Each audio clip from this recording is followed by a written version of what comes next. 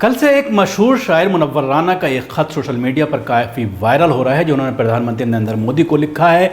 बाबरी मस्जिद राम मंदिर को लेकर उन्होंने नरेंद्र मोदी को लिखा है और उसमें ये कहा है, अगर हेडिंग देखी जाए उस ख़त की तो उसमें ये कहा है कि बाबरी मस्जिद को लेकर जो फैसला सुप्रीम कोर्ट का आया है वो उससे नाखुश हैं।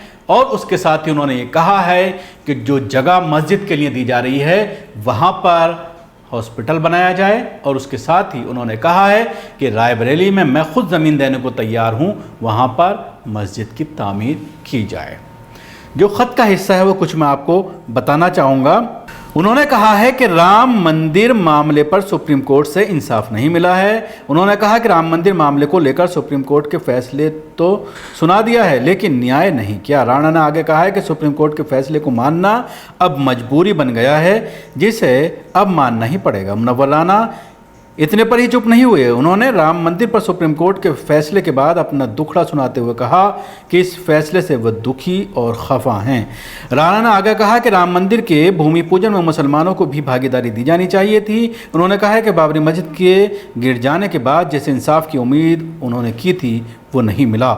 मुनव्वर राना पीएम को पत्र लिखकर मांग की है कि अयोध्या में दी गई ज़मीन पर राजा दशरथ के नाम से अस्पताल बना दिया जाए, जबकि शिया और सुन्नी वक्फ बोर्ड जैसी संस्थाओं को ख़त्म कर दिया जाए, क्योंकि ये संस्थाएं मुसलमानों की रहनुमाई नहीं करती। ऐसे में देवबंद या दूसरे मुस्लिम मदरसे को साथ लेकर मस्जिद की बात की जाए। मुनव्वर राना ने कहा है कि बाबरी मस्जिद को रायबरेली में बनाया जाए।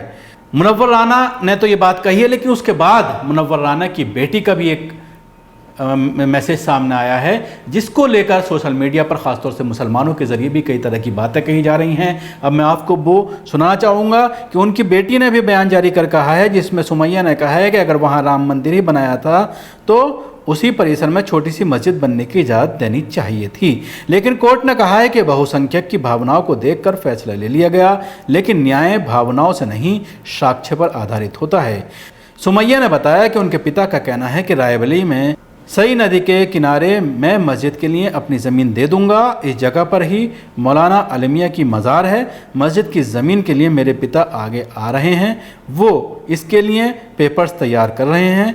इसके बाद वो केंद्र और राज्य सरकारों को पेशकश देंगे। ये उनका देश के मुसलमानों के लिए तोहफ़ा होगा। तो ये मुनव्वर राना और उनकी बेटी सुमैया, जिसका पीछे काफ़ी नाम चर्चा में आया था इनकी दोनों बेटियों का, जिस तरह से ये प्रोटेस्ट को लेकर के लखनऊ में केस दर्ज किए गए थे दोनों के ऊपर, और उसके बाद काफ़ी सुर्खियों में दोनों बेटियां आई थी।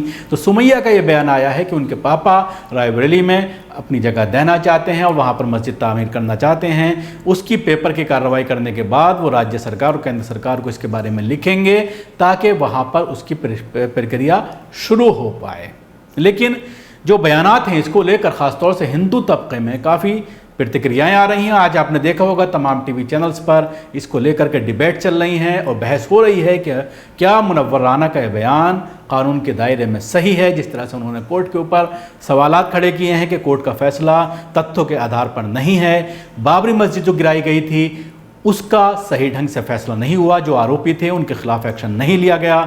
सुमैया ने ये कहा है कि जो फैसला है कोर्ट का वो इसलिए सही नहीं है क्योंकि अगर वहाँ पर राम मंदिर तामीर हो रहा है तो वहीं पर मस्जिद के लिए एक छोटी सी जगह भी दी जानी चाहिए थी, ताकि वहाँ पर मस्जिद अपने मुकाम पर कायम की जा सकती। शुक्रिया। आपको हमारा प्रोग्राम कैसा लगा ज़रूर बताएं। हमारे यूट्यूब चैनल को सब्सक्राइब करना ना भूलें, इसके साथ ही बेल आइकन ज़रूर दबाएं। धन्यवाद।